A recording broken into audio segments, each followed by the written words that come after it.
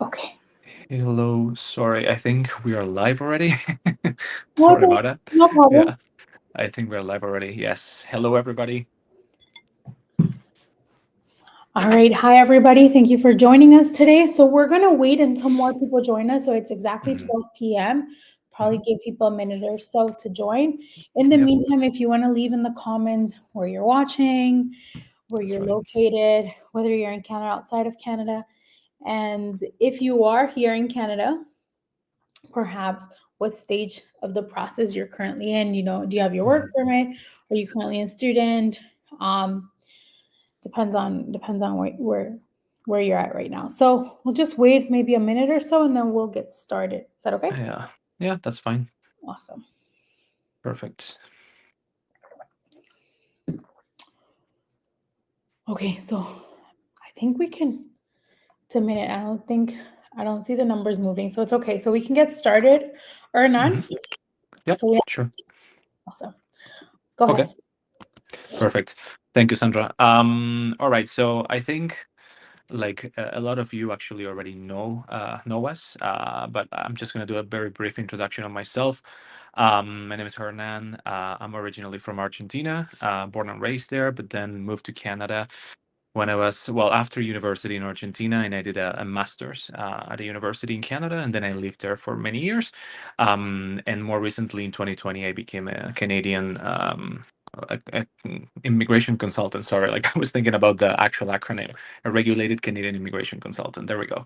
And I've been working ever since in this field, which I really love because we just get the chance to help people in a very practical way and just hands-on on what their dreams are in life, which a lot of you, and I know because you are interested in this presentation, you are actually wanting to transition to permanent residence in Canada and remain in the country because you have chosen Canada as your home.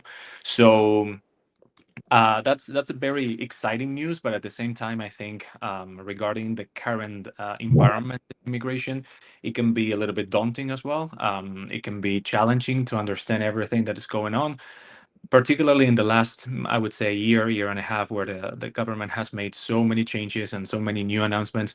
And in particular, they have changed some of the things that are, pertaining to permanent residents, but affecting the provinces, right? So that's why we just wanted to dedicate some time, and I know like we have done this in Spanish before, and I know Sandra will be covering other topics in coming webinars.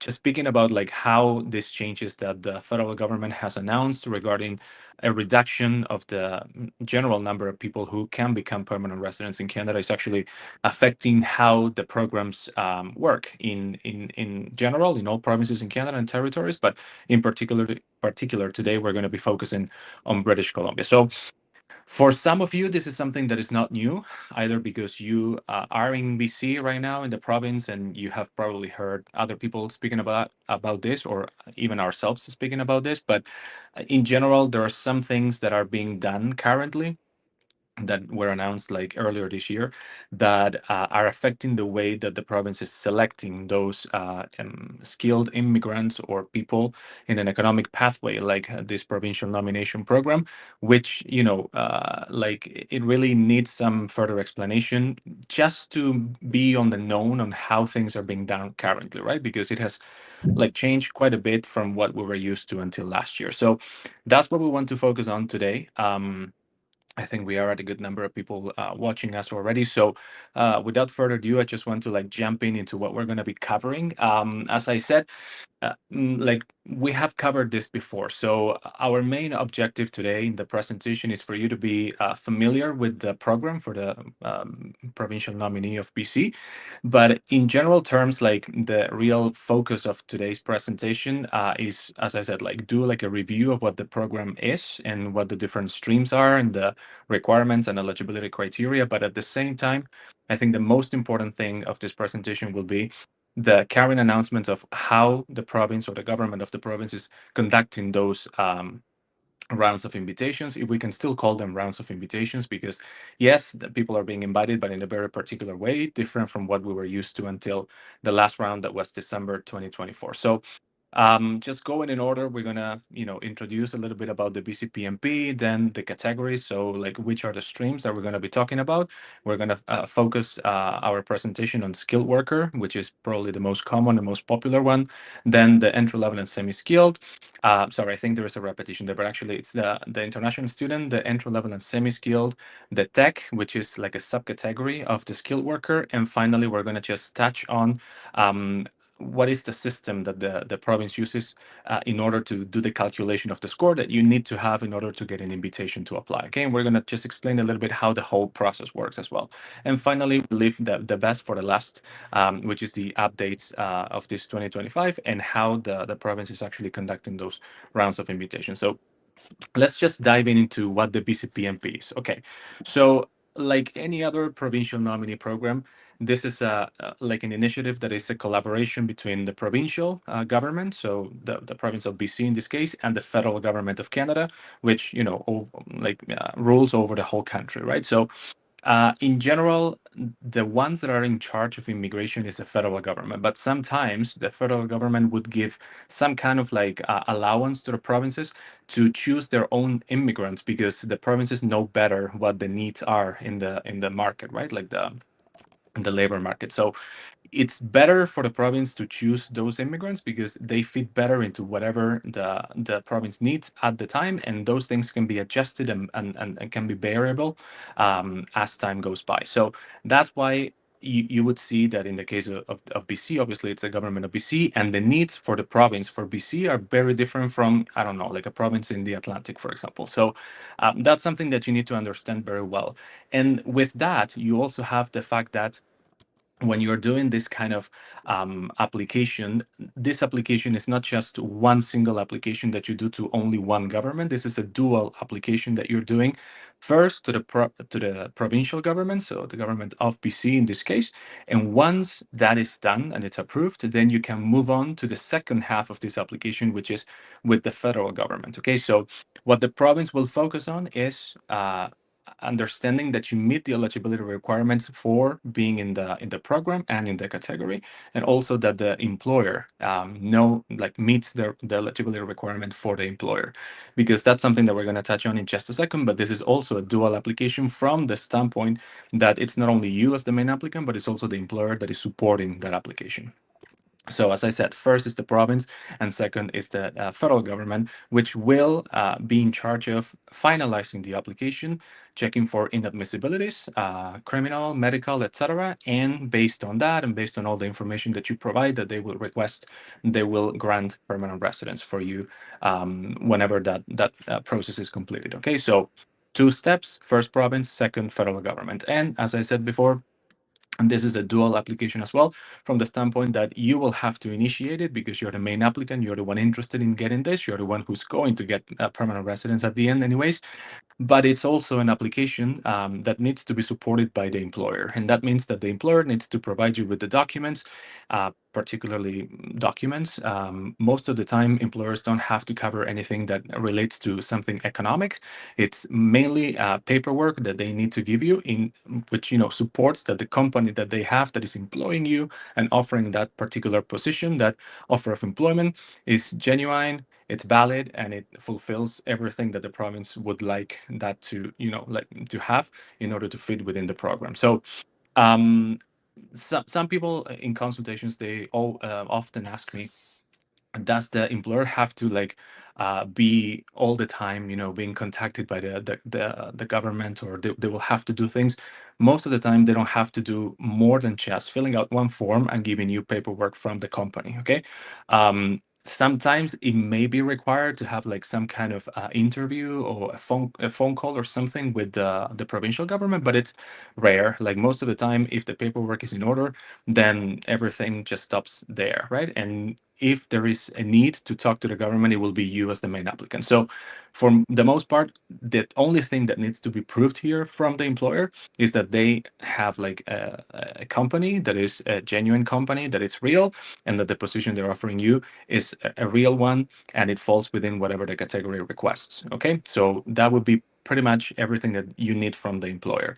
Um, Okay, so once you have both things, like yourself as the main applicant and the employer supporting the application, you can go into, like the different categories and which those categories are. And of course, as with everything in immigration, every category, every stream has their own eligibility criteria that you need to meet and the employer also needs to meet. Okay, so the three ones that we're going to focus on are the most popular ones within the BCPMP. The first one is the skilled worker. As I said at the beginning, this is by far the most popular, the one that most people actually will end up using when they do the BCPMP, because most of the job offers and things that people have in general in the labor market in the province, they refer to specific positions that fall within what Canada defines as a skilled position. Okay, so that has to do with a tier or a NOC. For those of you who have never heard the expression, it's an acronym for National Occupation Classification that regulates or, if you want, like determines what level a certain position is in Canada when it comes to the skills that you need to perform the duties of that specific position. Okay, we're going to just go into more detail about that in just a second, but just for you to know that this is the most popular one and the one that probably is more affected right now by all the changes and things that have happened. And then you have international students, of course, for people who have studied in Canada in general. It doesn't have to necessarily be having graduated from an institution in BC. It could be also from some other institution outside BC. But of course, people who studied in BC have privileges. Okay, they have like advantages, and it's obvious. Like the province wants people to invest their tuition fees in the province. And then the last but not least, one that was very popular, and it's actually one that is not very common among provincial nominee programs in general across Canada, which is a stream that dedicates the eligibility criteria for people who don't have a skilled occupation in Canada. Okay, those people, they fall onto like non-skilled occupations, tiers 5 or 4, which are the ones that are not considered to be skilled. And in particular, for this program in BC, they have to be related to the hospitality industry and the production of food. Okay, it's kind of like limited in that sense, but at the same time, it's a very good stream, very good program for those people who actually have a non-skilled position. Okay, and we're gonna go into details about it when we get there. Okay, so what do we need for the first category, which would be as I said, the skilled worker? Just taking from everything that we have already discussed so far, obviously the first thing that you need is an offer of employment. Okay, you need to find a job with an employer in BC, which doesn't necessarily mean that they have to be. I mean, the company was founded in the province. What it means is that it needs to operate in the province. Okay, they must have an incorporation certificate if it's in the province, fantastic, or otherwise in Canada, and they must have a business license, which is issued by the municipality of the city where the company is located, right? So if it's Vancouver, then it would be from Vancouver. If it's, I don't know, Whistler, Victoria, Kelowna, whatever it is within the province, you need the business license, that proves that the company actually operates in the province. So once you have the job offer, you need to have some specific criteria for that job offer. The first thing is that it needs to be indeterminate, meaning that it can be a contract. So you can't just say, let's say, for example, you work for like 12 months or 18 months, or you're just covering somebody because that person went to maternity leave or something like that. It has to be indefinite and permanent. Okay, so the contract that you are given needs to be of that nature. The other thing is that obviously, because this is a skilled worker like stream, it needs to fall, like the offer of employment, the occupation that you have needs to fall under skill levels 0, 1, 2, or 3, which are the ones that are considered skilled according to the NOC in Canada. And apart from that, you also need to have at least a minimum of 2 years of full-time skilled work experience, or the equivalent in part-time, that needs to come from either Canada or abroad in the last 10 years. Okay, so just to make it clearer, you are applying for a job offer in Canada, in BC, with an employer in an occupation that is skilled, and you have to count 2 years of work experience that needs to be in a skilled occupation, not necessarily related to this occupation that you have now with the offer of employment in the country. It can be in the province, sorry. It can be in any other occupation. But those 2 years need to be counted within the last 10 years. And that experience can be from Canada, either in BC or any other part of Canada, or it can be from your own country, okay, or different countries where you have lived in the past. But at least you need to demonstrate to show that you have 24 months of that skilled experience in the past, okay? So once you have that, the two things that I want to focus here, and they are the most important, is, as I said, I think I stressed it enough, but I'm going to say it once more. It has to be a full-time and indeterminate job on that you get from the BC employer, and also you must have those 24 months of work experience that is, skilled in any skilled occupation, but it has to be skilled, meaning that the tier level has to be 0, 1, or 2 or 3, sorry, in the last 10 years. Okay, those two things are the ones that define this category. So you must have that. If you can't prove that, then you are not eligible for the category. You can't use it. That means you can't register yourself and be placed in the pool of candidates. Okay, so those two things are very important. Then once you are within the eligibility and you know that you can use the category, it's something different the way that you calculate the score to know whether you will receive an invitation to apply or not, because you have a competitive score. That's something that we're going to have to see at the end. I mean, we're not going to do a calculation itself, but I'm going to show you like the actual areas, like the 5 areas from which the score is taken, from which the score actually comes from, so that you have an idea of like what your score could be. And obviously, as we always say, if you want to know your score in particular, we can do a calculation of that score, those points, in a consultation session. So you're more than welcome to book a consultation with me, and we can go over that. Okay, so let's jump on to the next one.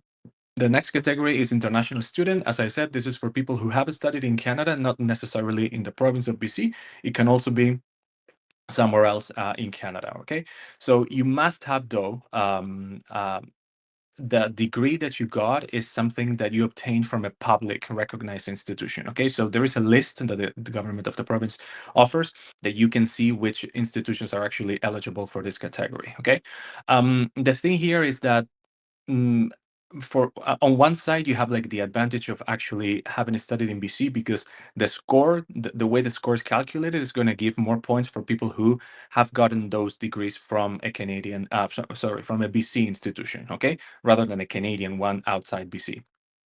But on the other side, the fact that you have graduated from somewhere else in Canada doesn't forbid you from applying under this category. So you can still use it. It's just that maybe your score is not going to be as good as if you have studied in BC. What is the requirements for this category in particular? So you must have got, as it says there, a degree, diploma, or certificate from an eligible post-secondary institution in Canada within the last 3 years. And this is crucial, okay? Why is it crucial? Because if you graduated from an institution in BC or elsewhere in Canada, but it's been more than 3 years since that happened, then you're not eligible for the category anymore. So when are those 3 years count? So from when are those 3 years counted? Those 3 years are counted from the moment that you receive an invitation and you submit your application. Okay, it's not counted from the moment that you create a profile. You can create a profile and be in the pool of candidates, but if you never receive an invitation to apply, time still goes by. Okay, like time will continue to count. So you need to be very careful about that, because the moment that you receive an invitation and you have 30 days to submit your application, the moment you submit the application, those 3 years, they should still, you should still be within those 3 years. Because if you graduated past those 3 years, even when the application is already submitted, once the officer is going to evaluate and assess the application, they're going to refuse it. Okay, so you have to be very careful about it. Most people try to do that transition as soon as possible, but because of something that we're going to speak at the end with the updates and the news that we know about the BCPMP, you will see that it can be tricky currently to actually use this category in particular, okay, because of these changes that there have been. So I'm going to give you a little bit more insight when we get there. The second thing, obviously, is that you need an offer of employment, and it has to be in a skilled position. But there is one thing here, and you have it there at the bottom of the slide, is that when you're using the international student stream, you can use a category. I'm sorry, you can use an occupation that falls in a tier level 0. Okay, so anything that is managerial, and that's what the level 0 actually represents, is not eligible for this category. So you can't use it. And it has to be anything within the tiers level 1, 2, or 3, but it can't be 0. Okay, so that's probably like the main difference that you have from the previous category that we spoke about, the skilled worker, is that you can use a managerial or supervisor level. So tier skill level 0 are not accepted in the stream. The applicant must have graduated from the eligible institution within those 3 years, as I said, in Canada or abroad. So if you fulfill those things, then you're on the right track to actually use the category. Once again, right now, this category, I'm just gonna give you this like a teaser for what we're gonna discuss later, but this category is not open, okay? As far as we know, at least, and from the invitations that have happened during 2025 and with the announcements from the government, this category is probably like the one that is the least expected to actually receive invitations to apply. So if you are a recent graduate from a Canadian institution or a BC institution and you were thinking about using this one, you may have to probably like rethink about it or choose to do a different category like the skilled worker. Okay. If you find and if you meet the eligibility of the skilled worker category, even when you studied in BC, you are not like necessarily you're not required to use the international student one. I mean, you choose to use it, but you can be an international student in Canada or in BC and still use the skilled worker if you meet the eligibility of that other stream. Okay, so that shouldn't be a problem in that sense. As I said, you will understand better when we speak about the updates. Okay, so let's move on to the next one. As you see, this is a very like general overview of what the BCPMP is. We are not talking about all the details, and in particular, we're not describing here exactly what the score would mean for you and what score you have actually in your profile, which is probably the most important part, and that's something that we need to analyze on a like case-to-case basis, right? So we're going to have to actually do it in a consultation. But for you to have an overview of what your options are within the program and what is available or not currently. So moving on to this last stream in the BCPMP, this is the one for people who have a non-skilled occupation or an unskilled occupation, or as the government calls it, an entry level and semi-skilled. Okay, it could be like part of the occupation skill, but not entirely. So what do you need here? First and foremost, you need to have the offer of employment that needs to be, once again, permanent, indeterminate. It can be a contract, but with this particular stream, that offer of employment must fall within one of the 29 eligible occupations. Okay, as I said before, those occupations are only within the hospitality and food processing industries. Okay, it can be any occupation. Those are listed in publicly in the website from the BCPMP, so you will have to go and find them there. Okay, it can be anything. Just to give you an example, somebody who does light duty cleaning activities in a hotel, for example, that would apply. Someone who is a server, a bartender, people who work in processing food at a plant, for example, packaging food or doing that kind of activities in food processing, those also apply. So all that kind of thing that relates to those industries, hospitality and food processing, are eligible. But you have to be careful when you pick the occupation and the offer of employment, because it has to fall within those 29s. If the tier that you use is a different one, then you're not eligible for the category. Okay. What is the other thing? Well, I think I already said this. The thing that the tier skill levels need to be 4 or 5. That is what is considered semi-skill or entry level. And the most important and distinguishing aspect of this particular stream is that you must have at least 9 continuous months of work experience with the employer in BC. Okay, it can be like that you had the experience from somewhere else or with someone else. You must have the job offer with the employer in BC, and that job offer uh, well, the experience that you have accumulated from that job offer with the BC employer must be at least 9 months, but they have to be continuous. Okay, so let's say you started in January, you have to go all the way to September, and the moment that you apply, you must show that with pay stubs. Okay, so you accumulated the pay stubs. If you're paid either monthly or bi-monthly, bi-weekly, whatever it is, you must submit those pay stubs to the government of the province. So that is something that you must accumulate and you must have. And if you have more than 1 month break, then the whole counting of the 9 months restarts. Okay, it goes back to zero, and you have to redo the 9 months.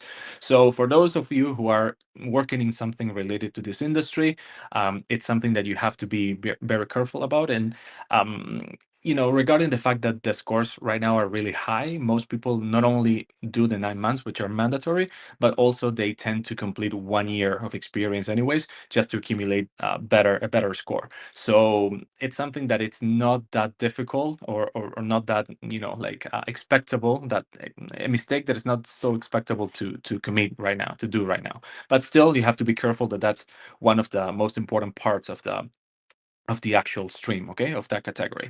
So once again, just to do a review how this differs from the other previous two categories that we spoke about. First of all, this is only for that list of occupations that we mentioned, nothing outside there. You must have the 9 consecutive months of work experience with the employer in BC. You must have mandatory demonstration of language proficiency, which the other two, like the international student and the skilled worker, don't ask you to have like specific level of English or French language abilities. But of course, the more you have, the more score, the better score you will have. So it's always recommendable to actually, pass an exam of English or French, or both, if it's your case. And something else is that the semi-skilled or entry level, it's not, because the occupations that are eligible under those lists are actually non-skilled or semi-skilled. So you can combine this with express entry, which is something that you can do for the other two, the international student and the skilled worker, because once you get the nomination, the rest of the process with the federal government is actually done through express entry, which has the very two advantages. Basically, on one hand, that everything is done electronically and through an online portal, which is way easier to do. And on the other side, the processing times are way faster. Okay, we're talking about maybe 4 to 6 months compared to the regular way, which would be at least 1 year, 15 months, 18 months, depending on the case. So it is better to use the skilled worker and the international student if you happen to meet the eligibility and have the score that is needed to be invited. Fantastic. Okay. But you will see that all of this that we are discussing, even though it still exists and the program in itself is still there and running, the way that people are being selected right now with these new announcements has changed quite a bit. So we're going to have to, we're going to have, if we discuss this in a consultation, we're going to have to decide whether it's the best time for use the BCPMP as it stands right now. Okay. And you're going to understand all that when we discuss the updates. So one little thing that I want to add here is, it's like I would say like a subcategory, if you want it, like a change or modification of the skilled worker within this particular stream or subcategory called the tech stream. Okay, this is for people who work in tech occupations. When I say tech, most people think about IT, computing engineering, things like that, which of course are included in the list of tiers that are available and eligible for this particular stream, but they're not necessarily the only ones. Okay, there are other people who, for example, work in landscaping, or people who work in I don't know, like engineering, electronic engineering, electrical engineering, mechanic engineering, people who work as writers, technical writers, or graphic designers, things like that, that also fall within what the government of BC calls, or they refer to as tech stream. Why are they like an important stream? First of all, because normally the score that is required to be invited to apply under the skill worker category for tech stream people is a little bit lower. Okay, I say a little bit because it used to be a much bigger difference. We were talking about like 30 or 40 points difference 3 years ago, 4 years ago. Last year, until the last round of invitations, the difference was maybe like 5 or 8 points, 10 points, something like that. It's still lower, so you can take advantage of that. The thing here is, most importantly, that the processing times are a little bit better as well. So how this happens is that if you happen to have a job offer in one of those specific occupations that fall within the tech stream, then you will get an invitation to apply. And the moment that you submit the application, within 2-3 weeks, maybe 1 month, you will get the response from the BCPMP with the nomination, and then you can move forward and do the application for PR at the federal level. So it ends up being faster, and because it's a skilled worker subcategory, then you can combine this with express entry as well, meaning that both things, the nomination and the PR, can be fast forwarded. Okay, so it can be fast tracked, I would say, which maybe like in less than a year you have your PR in hand and your PR card. So it's a very good combination. And again, like right now, it's a little bit uncertain how the province is handling this. Okay, and because of the announcements that have been made that we're going to go into in just a second. Okay, just a couple of things here, just to make it a little bit understandable. As I said, express entry can be combined with a skilled worker and international student. It can be an tech stream, which is like a subcategory of skilled worker, but it can be used with the entry level and semi-skilled. Okay, so that's something that you need to get out of this presentation, because that's going to affect how you apply for PR at the federal level when it's time. So if you're going with the employment you have now, and that employment is a semi-skilled one, then you're not going to be able to use express entry in the future. Perfect. So let's just jump into the calculation of the BCPMP score. As I said, this is important because it's not only possible to use the program when you have the eligibility for the category. You can have the eligibility, you can have a profile created, and you being placed in the pool of candidates. But at the end of the day, if you are in the pool, that pool remains open, remains valid for 1 year. But at the end of the day, if you never receive an invitation to apply, you won't be able to move forward. Okay, so you can submit an application if you're not invited, and if you don't submit the application, it will never be processed or assessed, and you will never actually get a response from the government. So it's important not only to be able to be in the pool, but also to have the score that you need so that they invite you. And this is how the system works. Of course, we're not going to discuss this with numbers, because that applies to each case in particular, and it's different for every profile of applicant. But I just want you to be aware of like which are the 5 areas from which the province actually gets or draws the score. So the first one is the work experience in the related occupation in BC. And here is a big difference between what we said before for eligibility and what we are referring to here for score. Okay. For eligibility, you needed like 2 years, 24 months of skilled work experience in any occupation in the last 10 years, whether in Canada or abroad. Okay. That is different from what they're asking you here. So the points that you will get from related experience is related. So if your offer of employment, let's say in BC, is as a cook, you can't count experience as a mechanical engineering in your country. You know what I mean? So it has to be something related. So if we're talking about cook, then you can use cook, or you can use chef, or you can use something in the family of those occupations, but you can't use anything that is unrelated to that. Okay, so it has to be the same tier of the occupation, or something that is above but also relatable. So let's use the same example, cooks. That's a tier 3. So if you're using experience as a chef, yes, it's tier 2, but it's also related to whatever you were doing as a cook, because chefs and cooks are very similar. Okay, but if you're using something completely different, then you can't count it. So those points that you accumulate from that work experience, they need to be justified very, very well with letters of reference, and the government needs to be aware that what you did was related to whatever you are doing with the offer of employment you have now with the BC employer. Okay, so that's a very main point. And then you have the highest education that you achieved, whether in Canada or abroad. It doesn't matter. If you studied in BC, obviously you will have a better score. They're going to give you extra points for having graduated from an institution in BC. If you graduated in Canada, you also get some extra points, not as many, but still some. And if you studied abroad, obviously you're not going to get any points.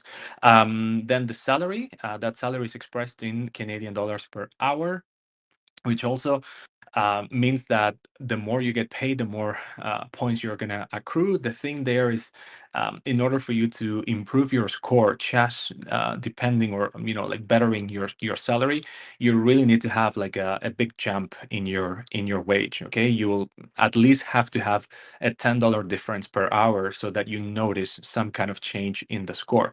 So for most people, that is something that can be negotiated with the employer, but at the end of the day, it's not very realistic to use that area in order to improve your score. Then you have the language proficiency, as I said, not mandatory for the skilled worker and international student, but the more level of English or French you have, or both, the better score you will get. So the more the better you do in the exam, the better.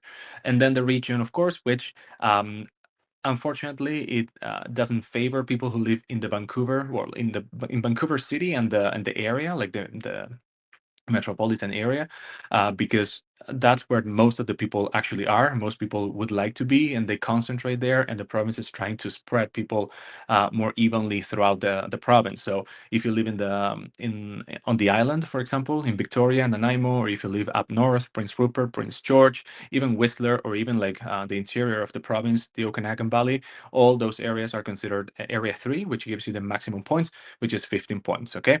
So that's something else. A lot of people actually are trying to use the BCPMP, but still living in Vancouver, and that can be an issue. Okay, I mean, not necessarily because it's not possible. It's possible, but then you won't get any points for the area, and that can be a big, like a big issue, a big barrier to getting a good score, a proper score, so that you can be invited. Okay, so I guess that summarizes a little bit about the program in itself, at the different streams that exist, the eligibility criteria for those streams, and also how the score is calculated, which is the most important thing that you need in general to use the program and to be able to succeed at being invited and actually moving forward with an application like this. Now, we're going to present you with the updates and the things that have happened ever since. There have been some changes from the federal government, because it all started there when they announced last year that they wanted to reduce the number of people that become permanent residents in Canada and that are, coming to the country to remain permanently. So one of the things that the federal government did in order to get that was to reduce the number of nominations that the provinces can issue, that they can give to people who are temporary residents and who want to become permanent residents. So in the case of BC, that number went from 8,000 to exactly half of that, 4,000. So they issued 8,000 in 2024, and they only have half of that, 4,000 in 2025. So what the province announced, which is what I'm going to show you next, is a way to actually prioritize who they are inviting and in what way they are doing and issuing those invitations based on this reduction of the number of nominations they can give. Okay, so if you go here, you will see, so this is exactly taken from the announcement that the province did on April the 14th this year, and you're going to see that there are some things that are highlighted because those are the ones that I want you to get from this, because are the most important ones. But we're going to go over the whole thing. So when we're talking about one specific category that we didn't include here because it's not very common, it's not very popular, it's only for people who study like very specific programs of study in BC and who don't need to have a score to be invited to apply in the program. Okay, the fact that they graduate from those specific list of programs allow them to actually move forward and do a nomination with the province. Those ones actually are going to be placed in a wait list. Okay, like the ones who actually submitted their applications between those dates that are shown there, September 1st, 2024, and January 7th, 2025.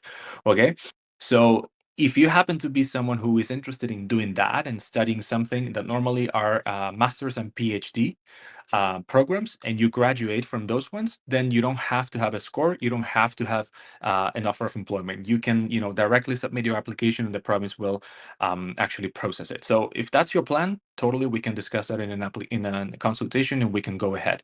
The thing is that for people who submitted those applications already between September and January, those ones are going to be placed in a wait list. Okay, so if you happen to be in that situation, then it's something. It's a matter of time, right? It's a matter of the province announcing what they're going to do with those applications. So currently, we don't know exactly what's going to happen. If you are interested in using that category and you're not in that situation, then we can talk about it.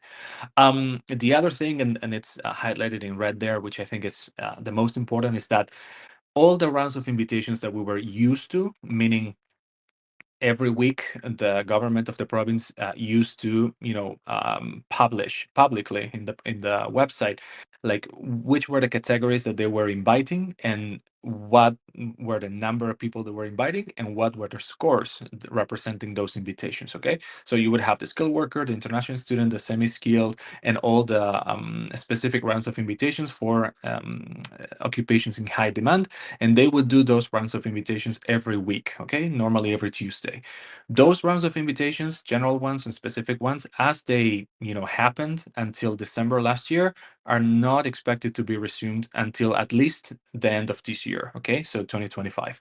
We're not going to see that published in the website, and that's something that people are kind of like struggling with because they don't know exactly how the government is conducting these rounds of invitations, and that's the uncertainty that we have to live with currently for this program.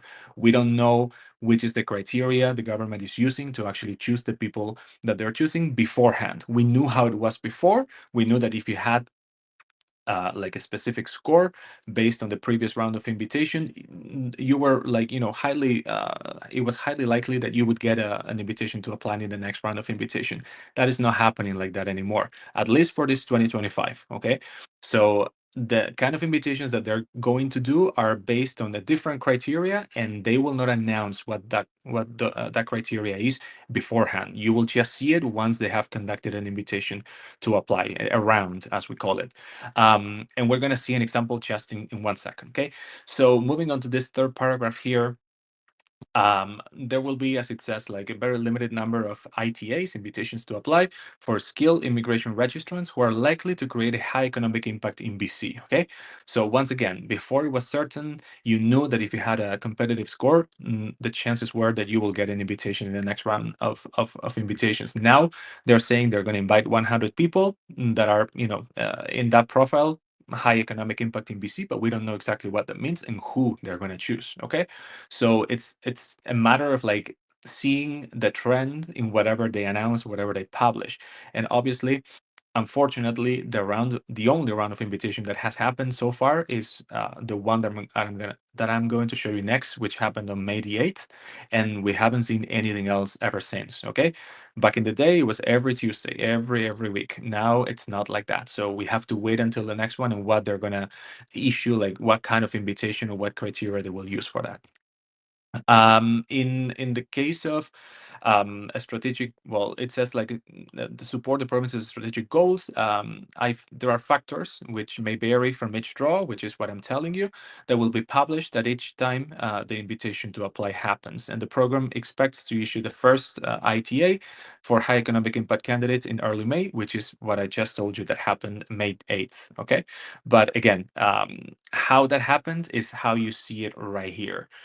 The government said that only 94 candidates were invited, and those 94 candidates had to be, picked based on one of these two criteria. On one hand, they had a salary, a wage of 105 Canadian dollars per hour, being currently working in BC, and had an occupation that falls in NOx tier 0, level 0 or 1. Okay, and then the other half of the applicants actually had a minimum of 150 points in the scoring system of the BCPMP. For those of you who are a little bit or slightly familiar with this, or even like with working in Canada, in BC, having a salary of $105 an hour is not very common, especially for immigrants, for people who are in Canada with a work permit. That's not easy. Okay, we're talking about more than 200,000 Canadian dollars per year. It's not a very common salary, and that's reflected in the number of people that they invited. And the same thing goes with the minimum score. The maximum you can have in the BCPMP system is 200 points. So they're asking you for at least 75% of that, which you need to really sort of like combine very specific criteria or very specific circumstances for you to accrue or achieve 150 points, which, as I said before, like it's not for people who live in the Vancouver area, because just losing those points of the area, being in Vancouver, it's already a problem. Okay, so you're gonna have to at least move internally in the province. Then your salary has to be really good. Your education must be really good. Probably somebody who studied in BC, not only in Canada but in BC, at a high level, like a master's or a PhD, and who has education from their country and who has a lot of experience. I don't know, 5 or more years of experience, related experience, things like that. I mean, when you combine all that, maybe you can get to 150 points. But normally, 150 is really, really high. Okay, just for you to have an idea. So that's why, in general, they only invited 94 people instead of the, I don't know, 200 or 150 that they used to invite in every round of invitations as they did them until last December. Okay. Perfect. So the rest of things is that the entrepreneur immigration registrants, those ones are open, but it's not something that we cover. Normally, we don't have clients that that want to do that stream because that's investment, and we focus on economic immigration. So I'm not gonna talk much about it. Then the people who were interested in working for the health authority of the province, there is a specific stream that is available for that. We didn't touch on that because it's not very popular. Not many people actually are hired by the health authority in the province. But those ones, they got an update that says that now only doctors, nurses, or allied health professionals will be given priority in being selected to and invited to apply. Okay. Before, it was everybody that had an occupation that started with a 3. So the tier code had a 3. It started with a 3, which means that it's in the health field. But now that is being focused only for doctors, nurses, and allied health professionals. Okay, so it's not as easy as it was before. Okay, they're like reducing that stream as well. Then for people who were like trying to do it through the early childhood education stream, yes, there was a specific stream for childcare, but that one included both educators and assistants. Currently, with these changes that have been announced, only educators are going to remain. People who were doing it as assistants are not going to be considered. Okay, it's the same tier, it's the same occupation or code for the occupation, but only people who have studied and have the actual certificate to like perform as an educator, as an ECE, but not as an assistant. Those are the ones who are going to be chosen, not the other ones. Okay.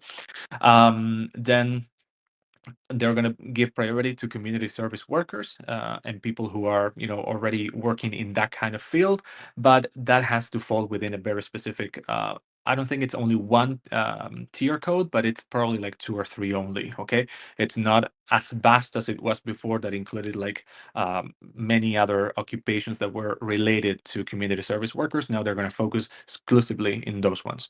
And then 2 more things which are important as well.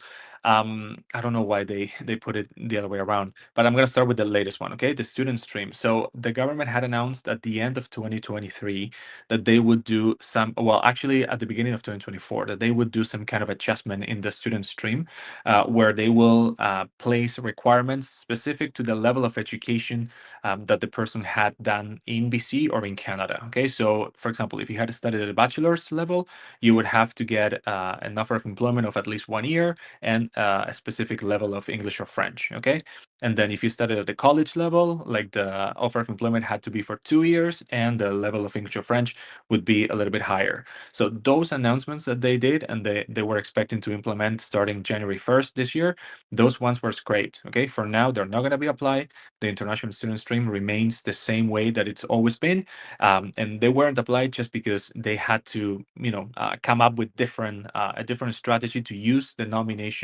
the number of nominations that were given by the federal government. Okay, so just forget about those divisions within the international student. The stream remains the same way as it was, as I described to you earlier. And the latest thing, which is important to remind ourselves, is that normally and historically, the processing time for the BCPMP was always 3 months. Okay, so you submitted your application, and from the date of submission, you had at least to count between 60 and 90 days to get a response from the program and get a nomination, hopefully, if the application was approved. That was like taken to almost 8 months, 9 months by the end of 2024. And it was because the program was somehow overwhelmed with a backlog and and different things that happened. But the province says that they commit to actually returning to those 3 month like expected period of processing, and that's something that hopefully it will start happening as this year actually continues to receive applications, and they continue to go back to those times. But that is probably like the list of the things that you have to be aware of. Obviously, if you submitted your applications because you were able to apply and you met the criteria and you were invited to apply.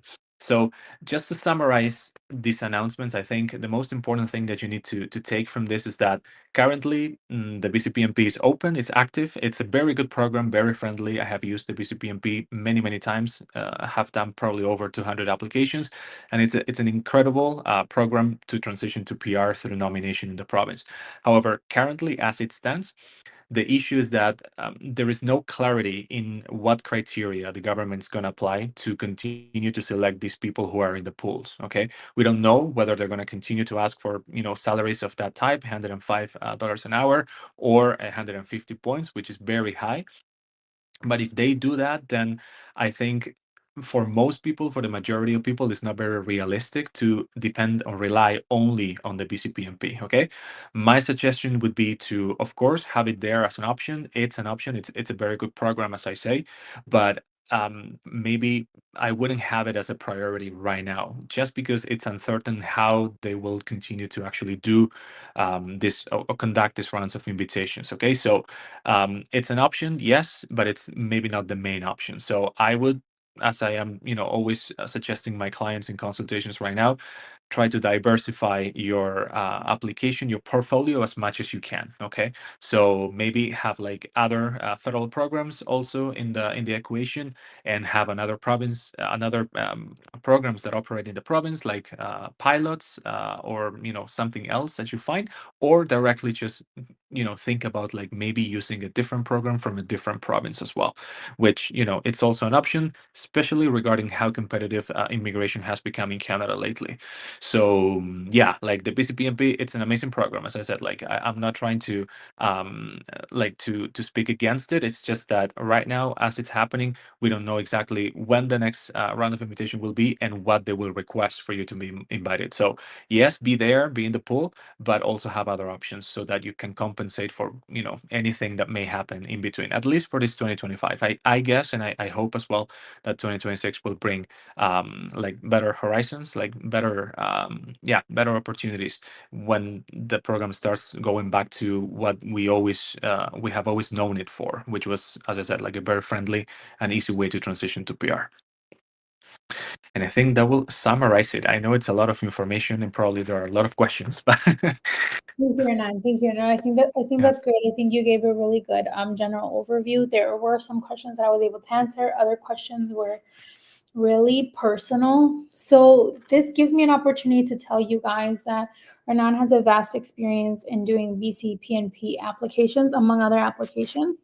But because he lived in BC, he has a lot of experience in the BC PNP, but also express entry and other programs. With that being said, for this week, actually, we've launched what we call Immigration Week. So we have discounted or more consultations. So you're able to, if you're able to book this week, and if even if you want it um, ahead of time, that's fine. You can book right now at a discounted price, and we're giving 10% off all of our contracts. So I say that to say that if you find yourself with a lot of questions, or you're in a situation where you really don't know what path is best for you and your family, then I think this is the time to invest. And I call it an investment because you don't necessarily have to do your process with us, but really getting an overview of your case and understanding if BC is right for you, or perhaps we have to start looking at plan B, which is moving out of province. And I often tell clients this: you want to do this when you still have time in your work permit, study permit. Mhm. You don't want to get in touch because, which often happens when you have 3 months left, and then your options become so reduced that it becomes almost impossible. So I Mhm. will view some of the questions. Mhm. Yeah, Palooza. I'm sorry if I'm butchering Mhm. your name. That's okay. What happens if the principal applicant loses his job after applying for BCPMP? Yeah. Is it an automatic refusal? So I did tell her that this actually happened to us. Hmm. Hmm. It really depends on the where the application is at that moment. But Hmm. go into detail about this. Right. Yeah, it's a very good question actually.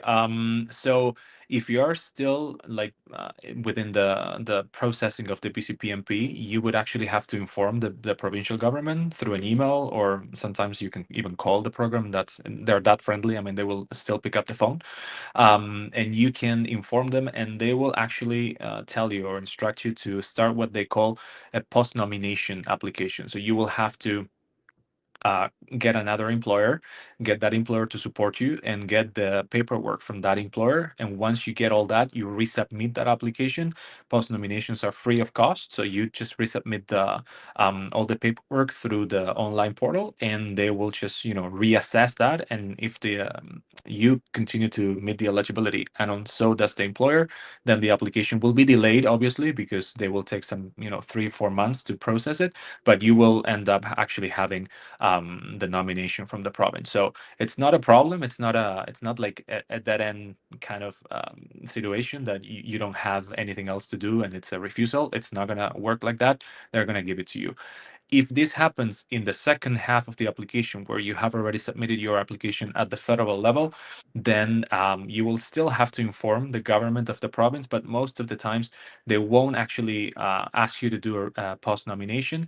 They will tell you, try to find another job and remain employed, because the most important part while you're waiting for your PR at the federal level is that you remain employed working full time, which means at least 30 hours a week. Okay. So even if you change employers at that point, it's not that important.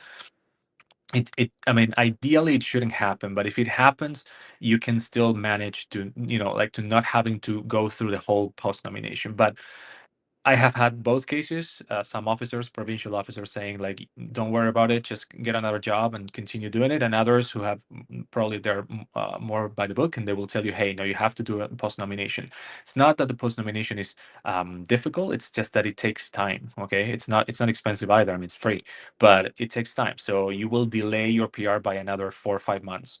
So if you're very close from getting an approval, either through express entry or the normal what we used to call like PR papers, right? Like the normal the traditional way of getting PR. Just like find another job and wait for the PR approval. Okay, awesome. So yeah, I wanted you to go in detail, but that's Mhm. kind of what I said overall. Now, this person is not a question, it's more of a statement. Do you have Mhm. any recommendations for this person? Akbar Skilled Hussein worker. Moon, um, Hmm. GWP holder, BCPP profile scores 145, skilled worker, still waiting for an ITA. That's a very good score, actually. Very good score. The latest one, well, as you just saw in the slide, it was 150. So it may be that maybe in the next round of invitations, like this ones, I mean, they call them round of invitations, but they're very, like different from what we were used to until last year. So if they happen to do something for 140 points, maybe you're invited, right? If that's the only criteria that they use to actually choose people, as they did in the last one on May 8th.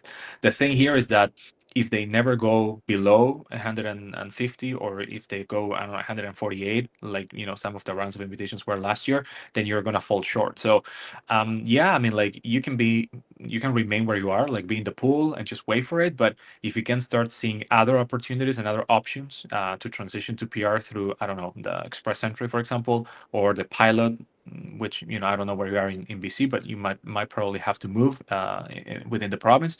Like I wouldn't just rely on this solely. Okay, I wouldn't just leave it as 100%, particularly if your PGWP is expiring this year, let's say, because we might hear new changes and updates from the BCPMP, but starting 2026. So if your work permit expires this year, you're gonna have to try to focus on something else. Okay, fair enough. So we have someone else that had asked, Frank Achi, is the employer support compulsory to apply for PMP? Yes, it is. The only stream that is not is the one that I very briefly spoke to you about, which is the international postgraduate. And those people are people who study in BC. The list of institutions and actual programs that you can do are very limited, and they're mostly in the fields of mechanics and engineering and mathematics and that kind of thing. And they're all of them masters or PhDs. Okay, let's say you do like a PhD at UBC, University of British Columbia, most probably that title, that degree is going to allow you to actually use that international postgraduate. Those people don't need a job offer, so they don't need an employer. They don't need that support from the employer. They just open their profile, they get themselves in the pool, but they don't have a score. Okay, they're going to be invited to submit their application as soon as they create the profile in the pool. Okay, but that's the only one. All the rest, the rest of streams, they do require you to have the support from an employer, and that employer not only needs to give you the paperwork, they also need to be eligible. Okay, which we didn't have time to get into those details, but in a consultation for sure we can talk about it. After receiving an offer, this was from Smart at back. Oh my God, I'm so bad at this. After receiving an offer of employment, how long do I need to work before I apply through BCPMP? The program says that you need to be employed for at least 24 hours. Okay, so you get your actual work, your job offer, and you work for one day, and then you can apply. Okay, the thing here is that that is in theory, but in practice, most probably you're gonna need to have at least 1 year of experience, just because the points that they're requesting right now are so high, like the score. So if you get like 12 months of experience in BC, then you're going to get extra points. And if you do that in a specific area, like area 2 or 3, you're going to get extra points up, on top of those extra points. So in order for you to get like something competitive, you're going to have to work at least 1 year. Okay. So yeah, like theoretically in one day you could do it, but practically that's almost impossible. Can we combine the first two categories? Like this was when you were speaking, so I'm not really sure what they're referring to. Right.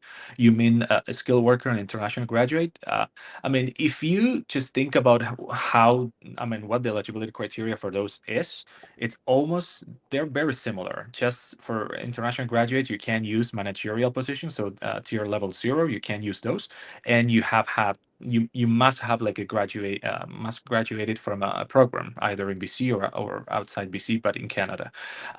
So they're not that different, to be honest, but you can do two streams at the same time. So you can create a profile for one, and you're gonna have to stick to that one, and you have another profile for the other one, and you have to stick to that one. Okay, but you can have. So if you're invited in both, then you're gonna have to withdraw one and continue with the other. Okay, but you can combine them in just one single profile if you mean that. Okay, perfect. I'm just leaving your contact information, and then I'll go to the bottom. I get work permit for 3 years. I was company transfer. Haven't submitted an application yet. Can I apply for a work permit extension now? It's extended in Um, December. Yeah, well, I mean, I don't think that's pertaining to BCPMP. I think if it's a closed work permit, you're gonna have to apply for a new one, right? Yeah, with the new employer, I guess. But we're gonna have to see, the specifics of your case, whether it's I don't know, an LMIA work permit or a free trade agreement. Yeah, we have to look into that. So that's it. So what I'm gonna do now is I'm gonna leave the link. I left our email, so you can email us if you have any general questions. It's at info@velosaimmigration.com. You can also contact us via WhatsApp. I left the actual WhatsApp number as well as the phone number that you can give us a call at. And last but not least, I will give you guys the link to book a consultation. You can look at Hernan's calendar, date Mhm. that best works for you, and then book directly. But if you have any questions in terms of availability, just send us in a quick email, and then we can definitely. Oh, I think we lost Sandra. Anyways, yeah. So basically, you can yeah, I think we're still live. Yeah, yes, here we go. So you can actually use that link to like book a consultation with me. Yeah, I don't know what happened there. Hide the comment, and I took myself out. So yes, I do Right. apologize. I left the links. You guys can book directly. Mhm. Thank you, Nan, for your time, for your knowledge, for sharing all of this information. I would For take sure. advantage of these free webinars because they give you a general overview. But if you want to have your case assessed one by one really Mhm. with him via Zoom, get to ask him questions at a more personal level in terms of this is my situation, because a lot of the times I've had questions that are very personable in the sense of, well, we need to ask follow-up questions and I can't do that Right. over a Mhm. chat. So ideally we would do this over a consultation so we can get to meet you and then hopefully work with you and help you to become a PR like we've done in the past. So thank you, Mhm. Arnon. Thank you everybody for Thanks. joining us and hope to see you guys soon. Take care. Bye. Thank you. Bye bye.